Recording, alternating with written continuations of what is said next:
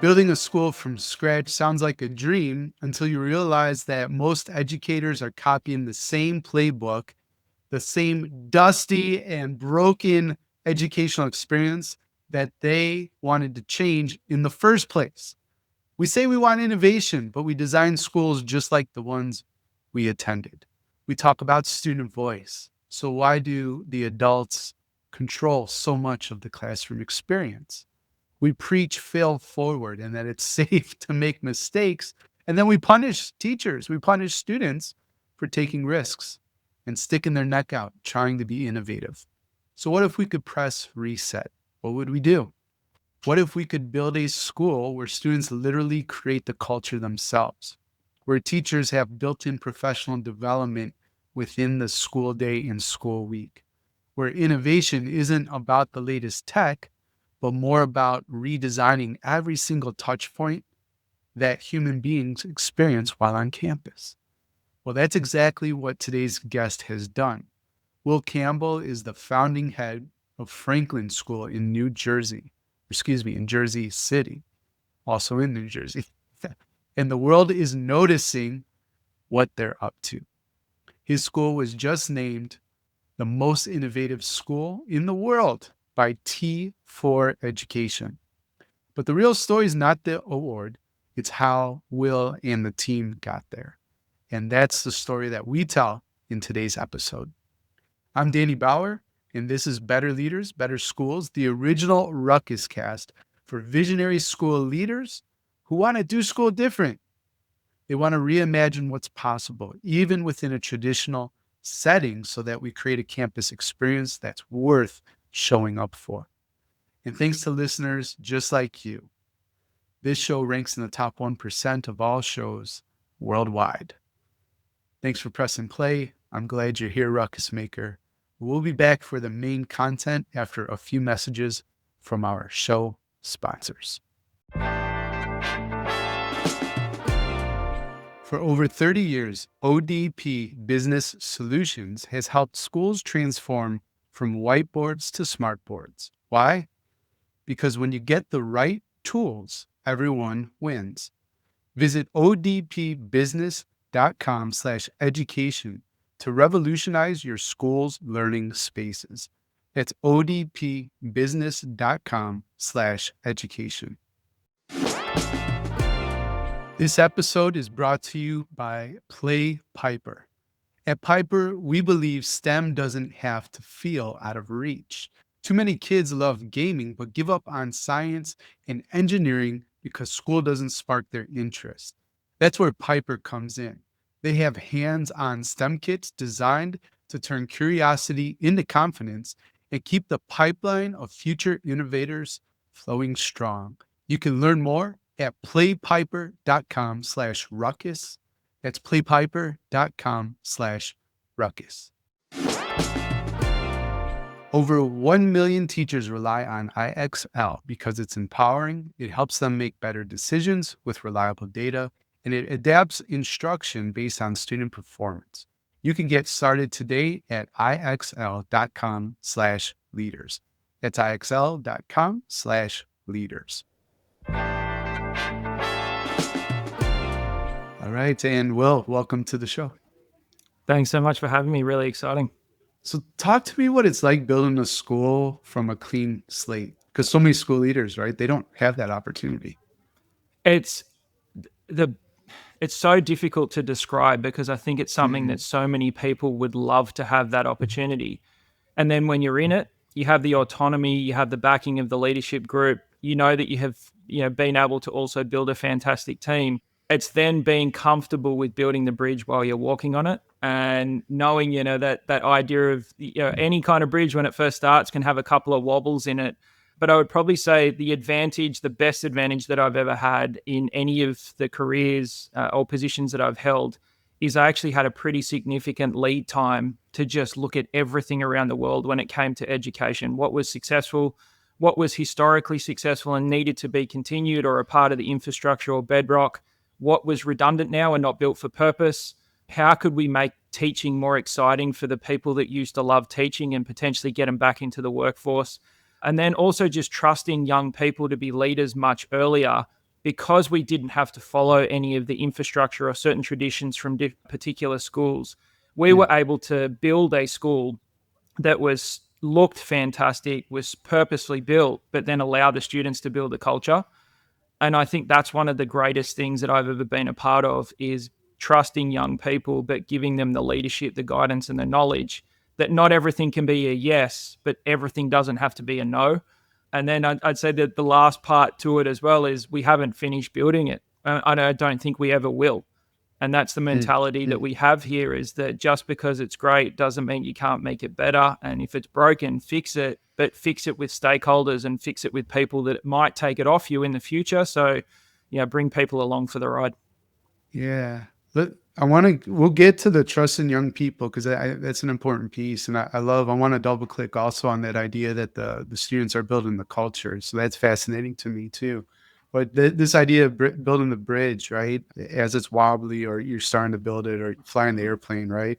Type of thing. In like the comfort level, I think is tough for a lot of ruckus makers, they would maybe potentially rather have the plan complete or taps into stuff about fear and control and that kind of, but how do you get comfortable with the uncomfortable really is what we're talking about. Look, I think it's one of those things that it can be a little bit of an innate ability. I think it's also the way that you've been brought up, potentially at home, with the trust from your Mm, parents on making decisions when you're a little younger.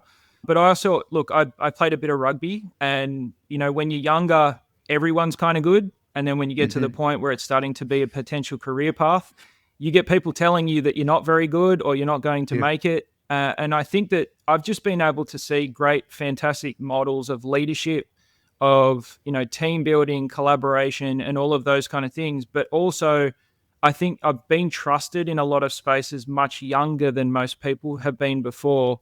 And I think just with me never pretending to be an expert in an area that I'm not, but being comfortable from learning from experts, regardless of the hierarchy or the org chart, I think that's also really helped me is that I will go to a person that's just started at a place for 2 or 3 weeks. If I see them doing an amazing job, I'm more than happy to listen to them and hear about how they're achieving things. So I think it's being comfortable at not always having to be the leader in every environment, even though the buck stops with you.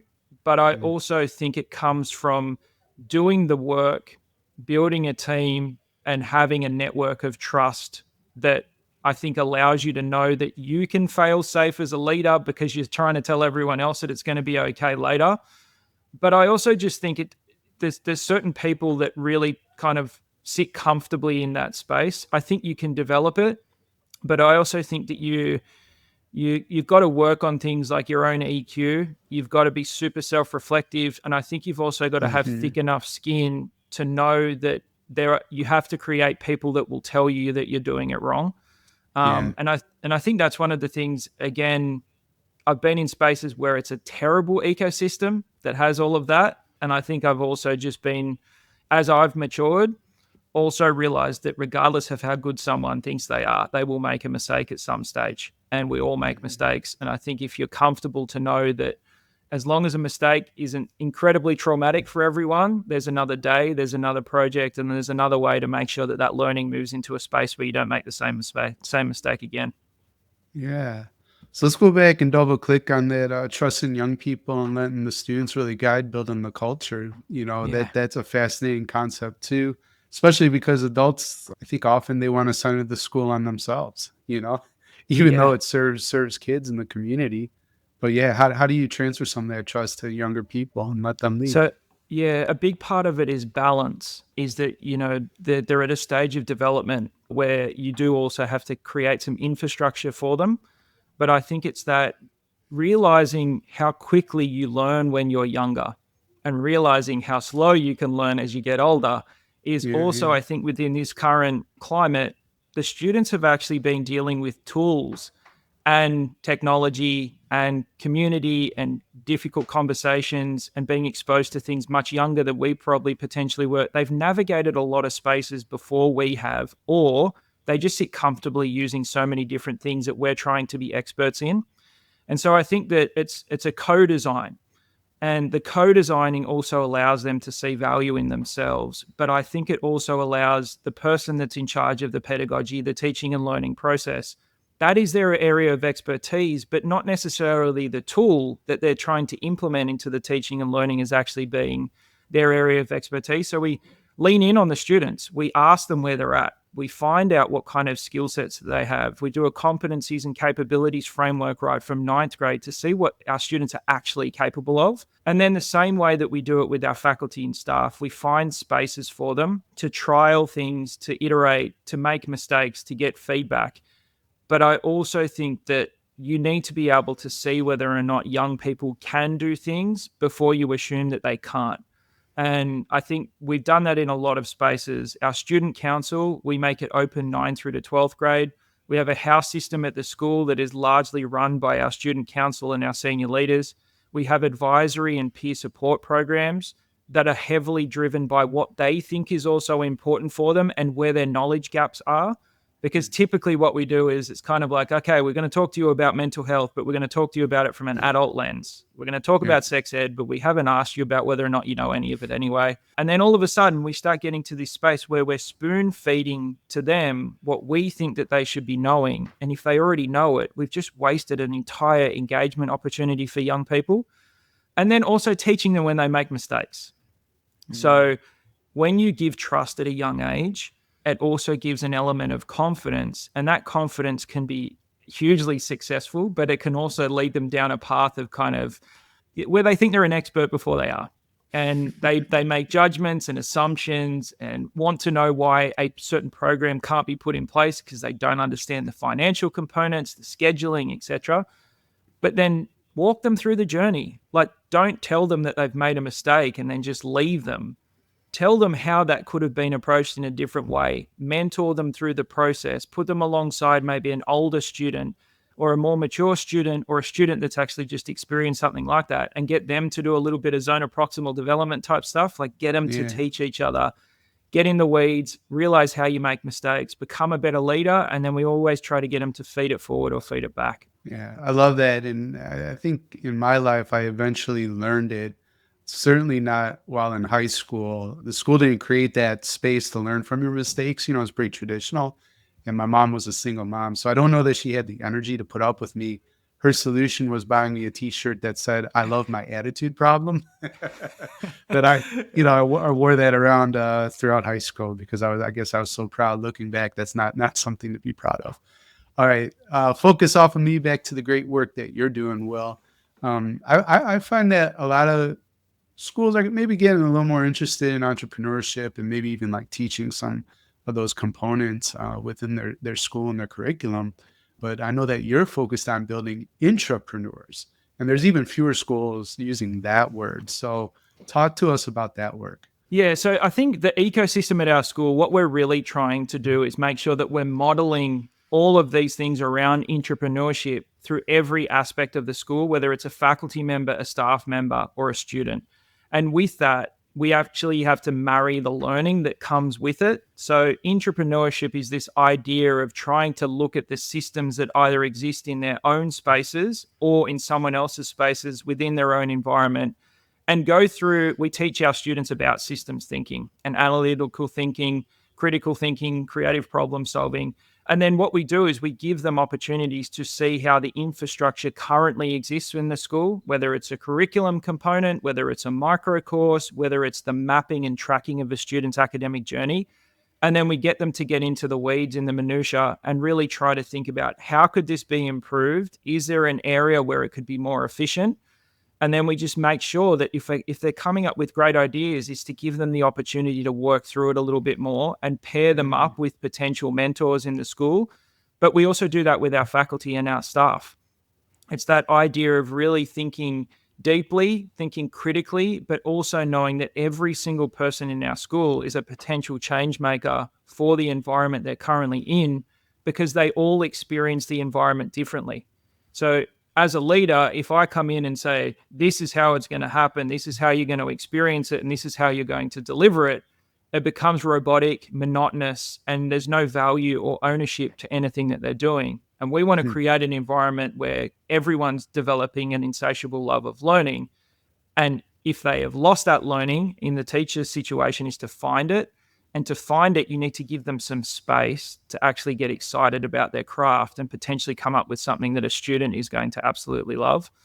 And so where we really focus on professional development, but the big thing that we also do is it's building professional currency for every single person that's in the building. And we want everyone to know our meta language. We want them to know what it's like to be a Franklin employee, a faculty member, a student, an alum. And so to do that, you kind of need to open the doors to more things. And then a big part of it is, typically in leadership situations, we talk about strategic design or plans for the school. And most of the time, either myself, the executive team, or the SLT will have done 90% of the framework. We would have put it out to some stakeholders to get a temp check on it. But then we say to everyone, oh, what do you think about this as it's about to be polished as a catalog, and then shared out with everyone else. So we decided to really strip it back, and we do things like Strategic Saturday. So we actually invite our entire faculty and staff. They get to suggest some of the things that they might be problem spaces within the school or areas that they think can be a little bit better. And we split them into strategic or OE, like operational efficiency or effectiveness. And some of the faculty sit comfortably in the OE space, and some of our faculty are incredibly strategic. And so once we see that and we model it, we then start to try and find spaces for our students to be able to do similar things. So when we talk about stakeholder involvement, ours is literally like they're in the weeds. They're looking at things, they're giving multiple lenses, and it just gives a sense of value to people where they then walk towards the fire a little bit more when things are also difficult, because if they think they can solve it, they're not going to be silent because they know that they will be heard. And I think that creates a really great, safe space for people to lead even without a title. Can we learn a little bit more about Strategic Saturdays? Because that's not a concept I'm super familiar with. I know that you're leading that work. Yeah, if I remember correctly from the pre-interview, those are voluntary, right? So not mandatory. In the context where I'm coming from, I'm trying to predict, right, what the audience might be thinking. Teachers are burnt out, right? Like, ooh, Saturday. Will Saturday?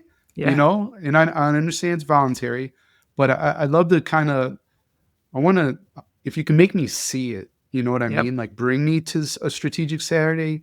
And I'm also kind of curious, how, what kind of percentage of staff may participate, and have there been any sort of things that have surprised you, I guess, that came out of a Strategic Saturday? Yeah. So to put it in real context, is there's so many things that we have done to think about our faculty that others and staff that other schools maybe can't or haven't bothered to. So one of the things building the school that I really wanted to do is, everyone's familiar with student-centered approach, right? The student at the center, let's build everything around it so the student is at the core. I absolutely believe in it. That core will break, it will not grow, and it will not be fantastic if the faculty that are supporting that core don't love what they do, don't feel valued, and don't have some form of space to build themselves up and build that professional currency. So what we have done in our spaces, we've created in their schedule per week is 2 professional development periods that actually count towards their load. And our load is lower than the majority of New Jersey schools and Manhattan schools, not by much.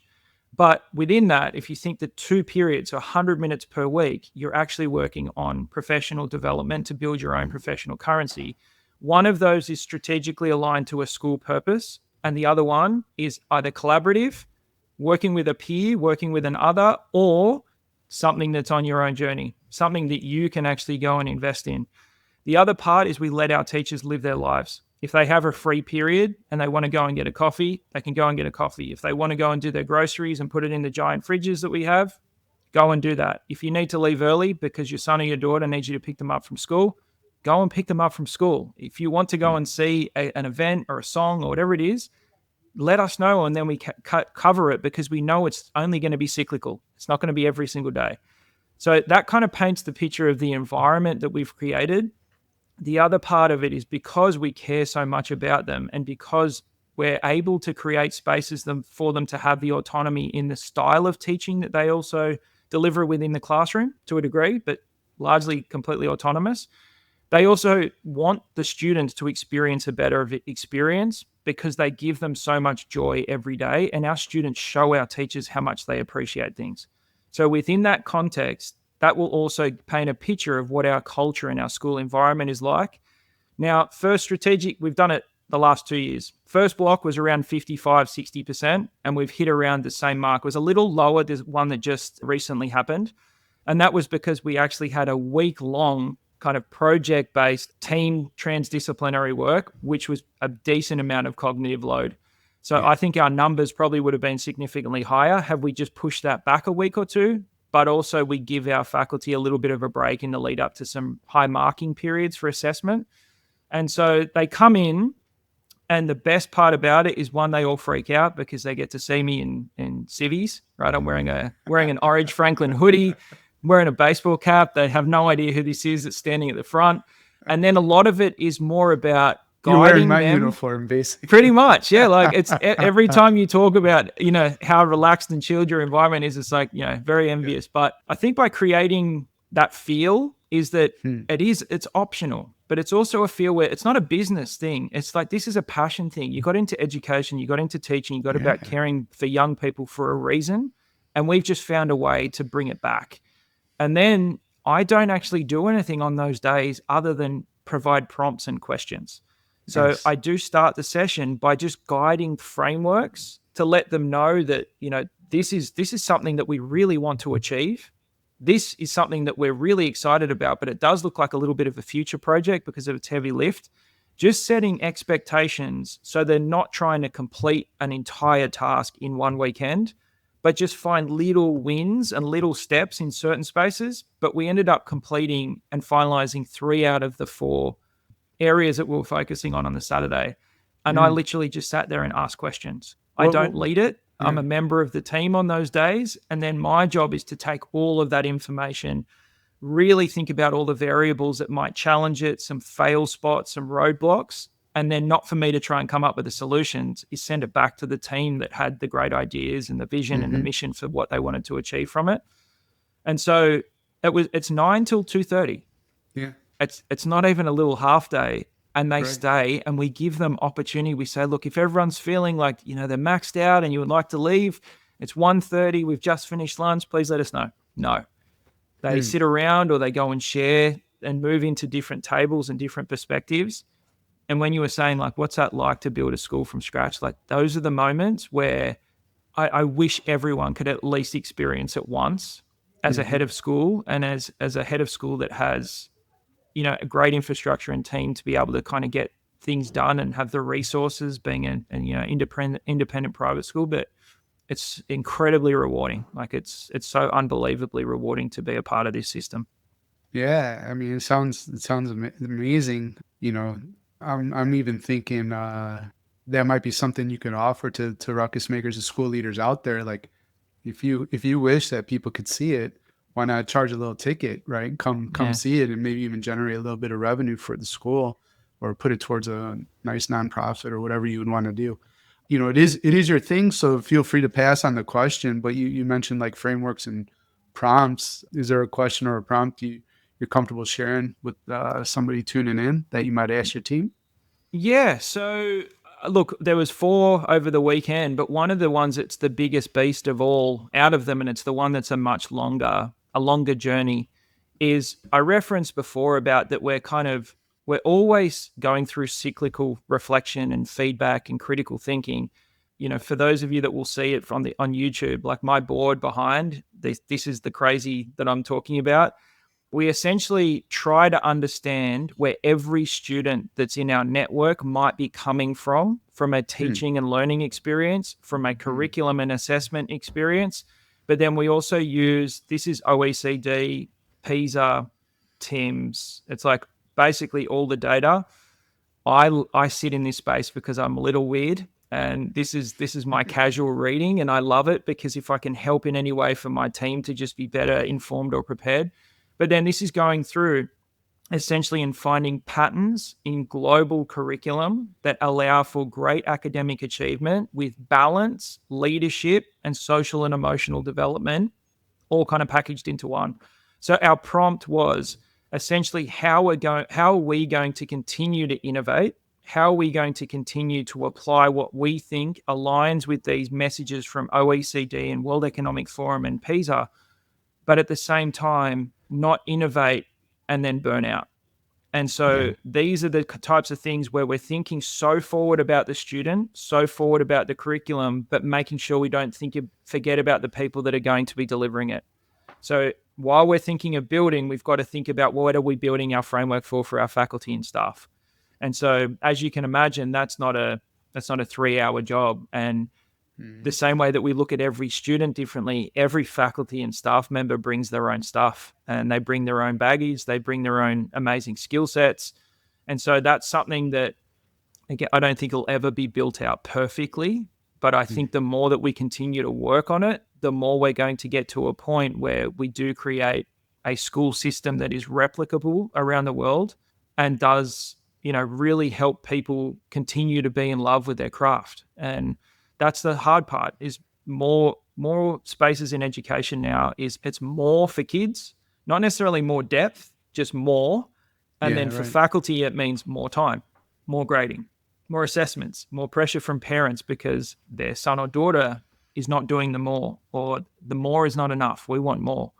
And so that's an example of what happens on a Saturday. And then the other one was we've got so much happening at our school and so many, amazing programs, curriculum, and course offerings. But performing arts was an area that we don't have something that's really what I'd classify as to the same level of anything else that we currently have.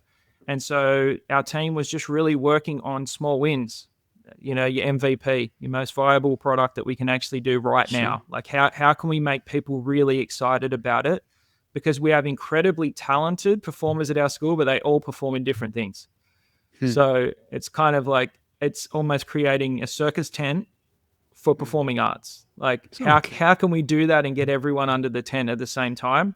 And the team did a ridiculously good job where we got 3 wins, and we're Nice. going to put 3 different things on before the end of the year, which is rewarding for the internal, but also great messaging for the external that are really interested in our school, and that might be the only piece that they saw as missing. Yeah, right on. Well, you're doing a lot of great work, and you recently got a pretty prestigious award around school innovation. So, congratulations to that. What does that award mean to you? So much. It's about the start. It's about building the bedrock that I spoke about before. Hmm. But I think for us, we've really purposely focused that innovation isn't a technology tool, and innovation occurs in every single space that a school offers a student, a stakeholder, a family, a teacher, a staff member. So I was so incredibly proud. And I've got to a point where I'm quite comfortable talking about anything in any place, but I have a really awesome photo from that experience. And the crowd is going ballistic, and I'm standing there just completely, what not necessarily I look frozen. Yeah. And Okay. it was having to hold back the emotions. I was like, I'm about to speak to a lot of people watching this, and the first thing that I want to do is actually like let a tear go down the eye. I have to hold Yeah. this together. How am I going to do this?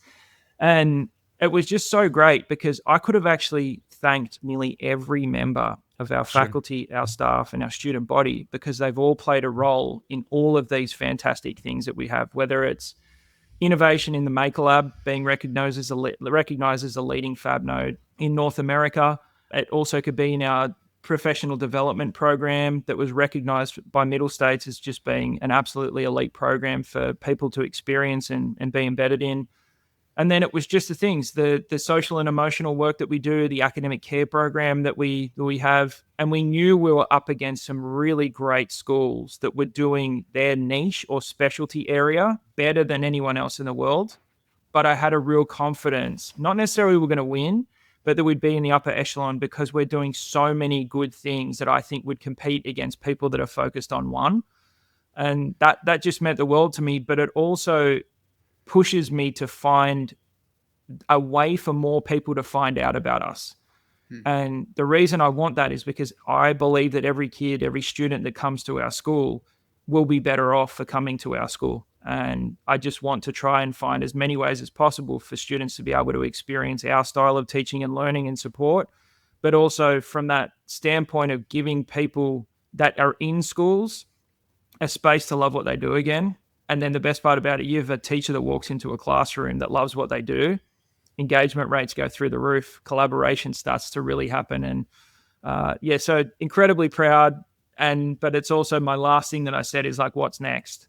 How can we make this something that's not about us? How can we actually go and help schools that can't do this kind of stuff? How can we introduce, teachers to our community to help them and assist them, when they might not have the resources, but they have the work ethic and they have the skill sets. And so that's something that I really kind of challenge myself and our team to think about nearly every single day. Is this award is great, but the award means that we're actually leading in this space and we should be helping others get either closer, better, or whatever it may be, is just not to rest on our laurels and just hang it up on the wall as an award that we'll forget in a year or two's time. And I think the award specifically was called the most innovative school in the world by T4 Education, right? And not a small one, that's for sure. Yeah, and the school's called Franklin School, right? So yeah, correct. And hey, feel free to pass on this question if you don't want to go there, but I'm kind of curious. You mentioned like holding the tear back, right? And that kind of thing. Yeah. Why hold it back? One, because I had a set amount of time that I was allowed to say something, and it was a live stream on YouTube. Okay. I think the other thing is because, and going back to one of your questions before about, sitting in the uncomfortable, I'm a very emotional person. A lot of people wouldn't agree with it. They'd maybe think I'm a little monotone and I can just sit comfortably in like the difficult spots all the time.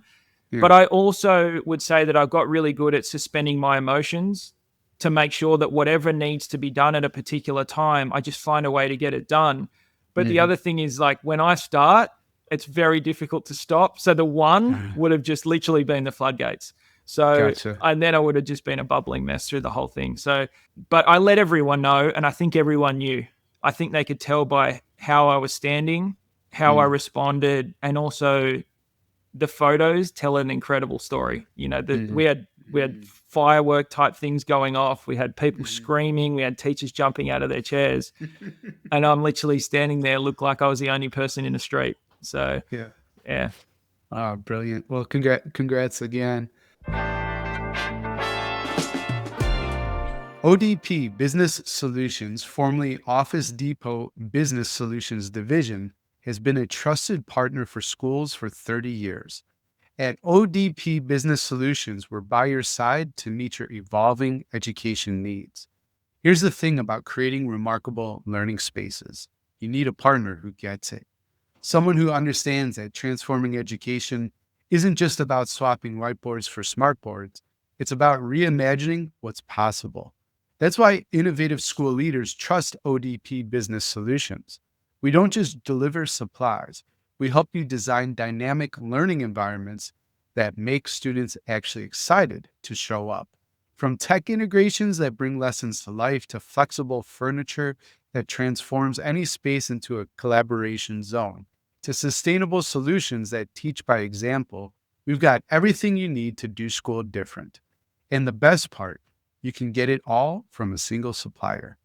That helps you simplify ordering and streamline budgeting while staying compliant with easy access to cooperative contracts. However you want to advance, ODP Business Solutions has 30 years of experience helping districts like yours get ahead. Visit odpbusiness.com/education to learn more. That's odpbusiness.com/education. Too many students with talent to be tomorrow's engineers give up. They're convinced they're just not good at school. And that's why Play Piper was created. The name comes from their mission to repair the leaky STEM pipeline and guide kids back toward discovery and innovation. With hands-on STEM kits and coding curriculum, students who love gaming and tinkering realize they can also succeed in science, engineering, and beyond. If you're an educator looking for a way to boost engagement, bring joy into STEM, and keep your students on the path to innovation, visit playpiper.com/ruckus to learn more. That's playpiper.com/ruckus. Something that drove me nuts as a ruckus maker was hearing teachers say things like, I taught it, they should have learned it. But really, some teachers just don't know how to teach or reteach for that matter so that all kids get it. That's where IXL comes in. IXL's diagnostic automatically identifies knowledge gaps for teachers and provides them with a personalized growth plan for each individual student. Teachers can step into the classroom every day knowing what their students know and what they don't know. IXL's adaptive platform makes differentiating instruction easy. As students learn, IXL adjusts to the right level of difficulty for each student. Close knowledge gaps and accelerate learning with IXL. Get started today at ixl.com/leaders. That's ixl.com/leaders.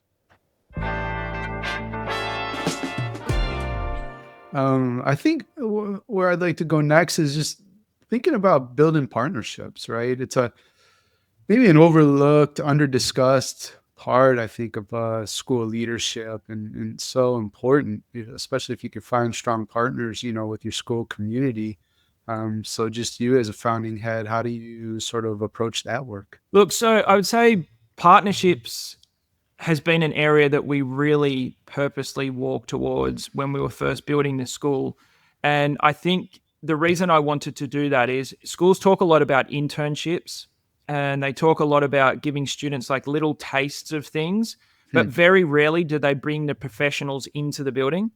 And so that's something that we really wanted to do because I wanted to be a pilot when I was 15 and 16 years of age. And I actually managed to get into a program that was on that pathway. And, it doesn't happen now, but I failed the colorblind test. And Hmm. so my dreams, my program, everything was kind of out of the window. And what I didn't want for students is to not have opportunities to pivot during their education process. That is to not reduce any rigor or any challenges that they face. But a lot of people come into, say, ninth grade, 10th grade, parent expectations are lawyer, doctor, finance, journalism, whatever it is. And they get on this track and they don't actually know what that track entails. They don't know how much research and study goes into being a surgeon. They don't know about the salary that you start with. And so what we really wanted to do is build partnerships in that real world space, but actually bring them into the building. And so we've done that in a number of, areas. We've had and we still continue to have, and we're in our Hmm. fourth year. We have, leaders in the financial district coming over to our school and doing financial literacy micro courses. We've had the VP from Nike coming in and talking about the importance of networking, the challenges of being in a Hmm. high pressure situation. Financial advisor from CBS, co-designer from Fabletics, one of the leading support structures at Mount Sinai for the graduate program, who also specializes in nephrology. And then we've also got a great journalism program at the school, and economics and creative design and AI and machine learning. And we don't just create the curriculum and the opportunities to apply it. We want them to understand what that might look like if they're thinking of Hmm. going into college, or the career first later.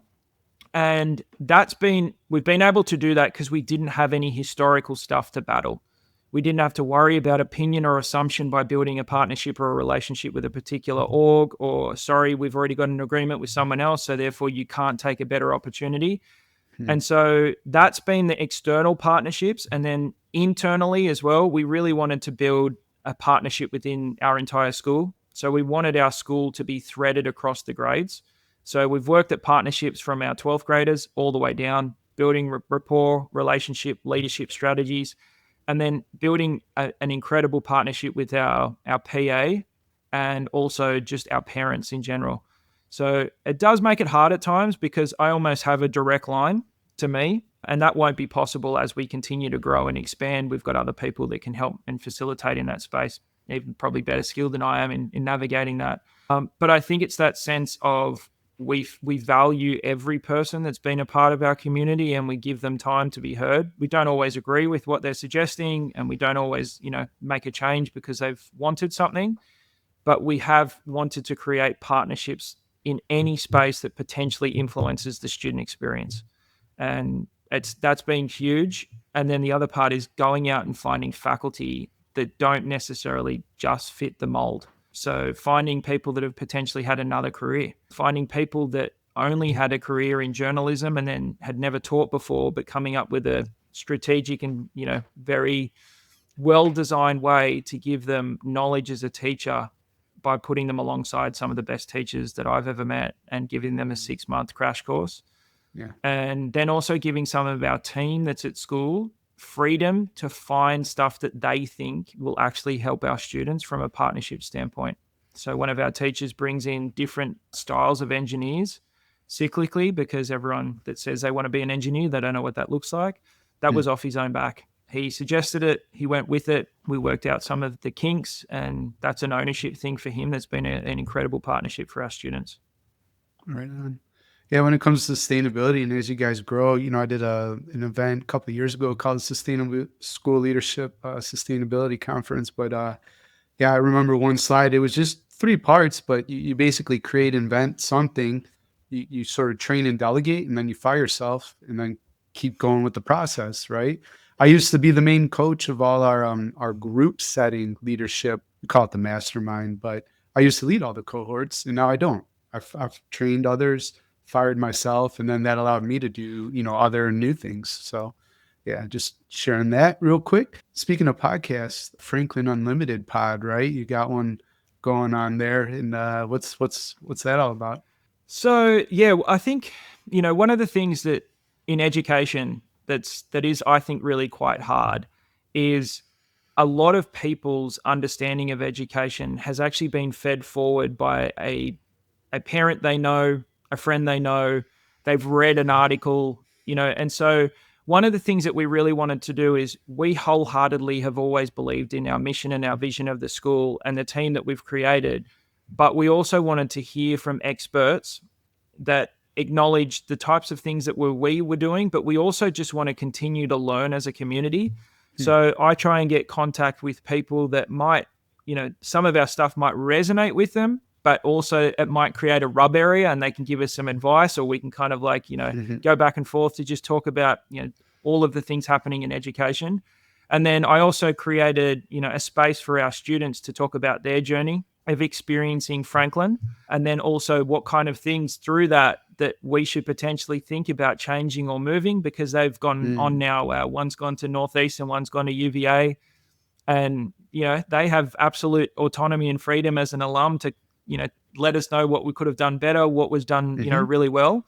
And so that podcast is really it's a mix of future thinking of ed, reimagining a lot of the stuff that everyone wants to reimagine, and then just getting into places where we just talk about different perspectives. It's not about one being wrong or one being right, but I think it's just opening the eyes and ears to the education space, that it doesn't have to be so dog eat dog. And what we're really trying to work towards is actually making kids and everyone else love learning. Yeah, and right. That's the problem. We don't do that enough. We're all competing for the same student to come to your school, but that doesn't mean you can't work alongside each other to make your program better, or someone else's program, or just, the exposure and experience for students.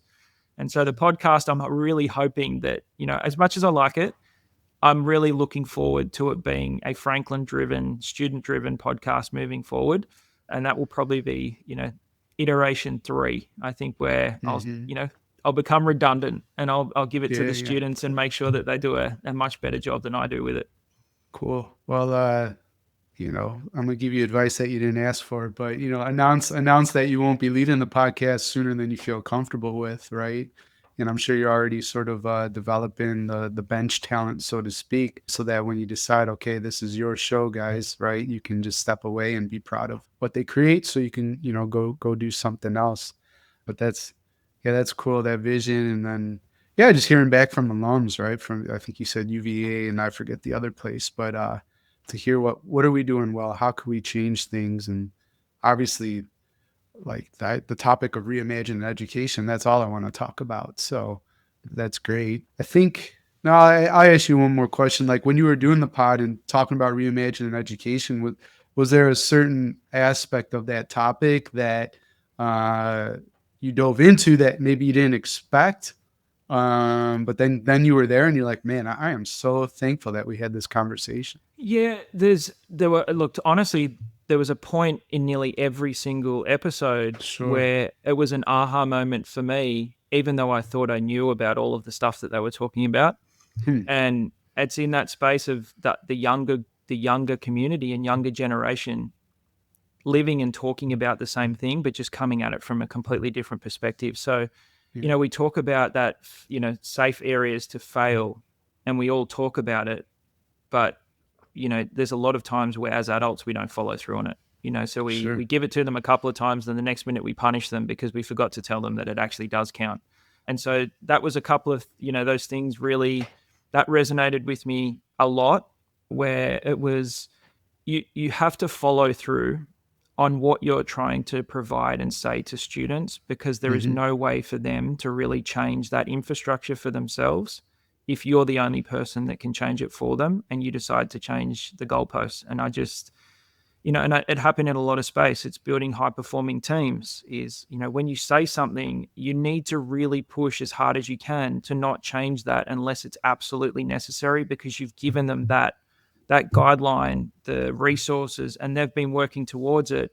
And so I think a lot of it about reimagining high school and reimagining education in general is really making sure that you're always open-minded, regardless if you think that you have the answer, is always having those one or two questions up your sleeve to make sure that you're still continuously asking the question when you think you're close to 100% of having the answer, is just making sure that you're constantly open to perspectives. You also, reimagining is not a singular process. And so for me, it's that idea of the more people I can talk to, the different generations that I can engage with, the more I give people projects and don't touch them and let them see what they do with it, is, again, it's all down to that trust. But being, when you've created a framework, you have to be able to let them know that they can trust you for the entire time. But the podcast has just been so great from I think, a standpoint of bringing in so many different experts that don't agree on the same thing, Mm. but letting them have a chance to talk about it in a way where it's not an argument. Yeah. Or they don't Because get canceled or something like that. Like, so many spaces at sure. the moment is, as soon as there's something wrong, it's like, well, research suggests this, so can you please stop talking about it? Is just letting them have the space to talk through things, and then more questions. Mhm. It's like what you're doing right now, right? Is the podcasts that are the most enjoyable, the ones to listen, contain the most questions, not Mm. necessarily always the most answers or the most Mm. direction. And so I think that was something from it that I've, continued to reflect on and make sure I try to make it a part of my process, even off the podcast, is just trust questions and let the younger people have a voice and to see what they have up their sleeve. Yeah. That question piece, just asking the questions, that's my role, right? As the podcast host. And I do really try to let the guests lead and get their point of view out there. And I don't try to, I add some things, but not too much. But I always find it wild that people hire me to come in and speak and, present and this kind of stuff. I mean, I've written books, but I don't talk that much on my show, right? Compared to the guest. And so, but if people want to bring me in, that's fantastic. All right. Oh, look, I can see why it makes sense though. I think if you have a look at your 10 years and Mm. the amount of different themes, the amount of different people, the amount of different kind of education jokes, the things that people like, they sit comfortably in it and they're like, this is cool just to listen to. And I might not be Yeah. knowledgeable in it, but I'm along for the ride. You can't create that without being knowledgeable, curious, and interested in all of the spaces that influence education. So I think that's, you know, there's not many. There's not a lot Mm. of people have an interest in everything in education and also push back on the things that everyone still wants to keep doing. And so Mm. it's also just the interest piece. The fact that you've committed yourself wholeheartedly to this, I think, is why people want to listen to it, and even just have you ask questions to see what the rest of the group that's, invited you in have to say.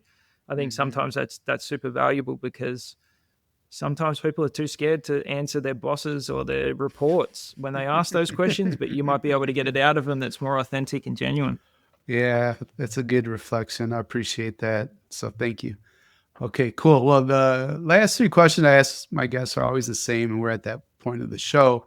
Will, if you could put one message on all school marquees around the world for a single day, what would your message be? I would say live your own learning journey Hmm. rather than someone else's. And the reason for that is you see it so much, especially in the US space. And I've been, fortunate to teach around the world and learn from a lot of great educational leaders. There's a lot of go and do this because someone else has done this before and it seemed to get them into this place. And, the really successful individuals in the world are those that develop a way to be agile, be critical thinkers, but also love learning. And their abilities, capabilities, and competencies will also put them into great spaces. But if they start living someone else's learning journey, they'll get into spaces that they don't love and they won't love their career. And before you know it, they're working for their bank account, not because they actually love everything that they do in their job. So probably stick with that. Talk to us about your dream school, Will, that one that has no constraints in terms of resources, the only limitations, your ability to imagine. What would be the 3 guiding principles building this dream school? So I'm in it. I mean, that's the best part about, where I am right now is this is my dream school. And I think it's really hard to put it into 3 because there's not many people that have had the chance to do this. But I would say the first thing that you really, if I was to say principle number 1 is to know what you want to stand by in a week's time, in 10 years' time, and 20 years' time, knowing that it might change. But when you make the decision, you've got to be able to stand with it. Being able to find a team that genuinely believes in the mission and the vision of the school and trust them to lead in their spots would be my second one. And then build a space where the students get to build the culture. Now, that doesn't mean that they get carte blanche, free autonomy in every space. Sure. But let them lead and give them the opportunity to be successful in leadership. And that can be little piecemeal, little tiny feed bits to get them going. But have that as a big part of what you do, because they're going to be the people that will most likely bring the next generation into the building. It won't be the teachers because they'll probably go as well eventually. It's the culture that the students build that will allow the narrative to continue as a legacy moving forward. And I think that's probably, almost bedrock pillar. It would be like that's the one that you got to make the tightest and the strongest.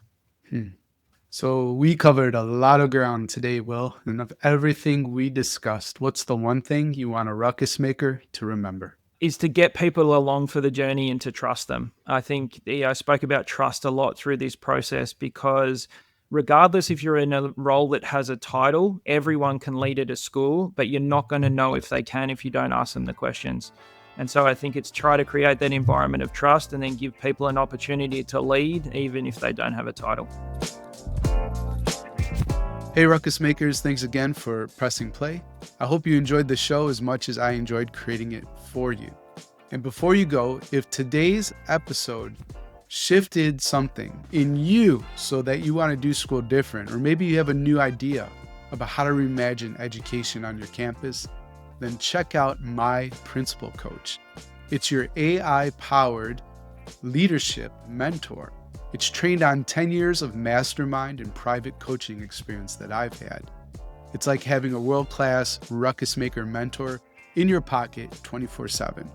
You can start your free 7-day trial at myprincipalcoach.com.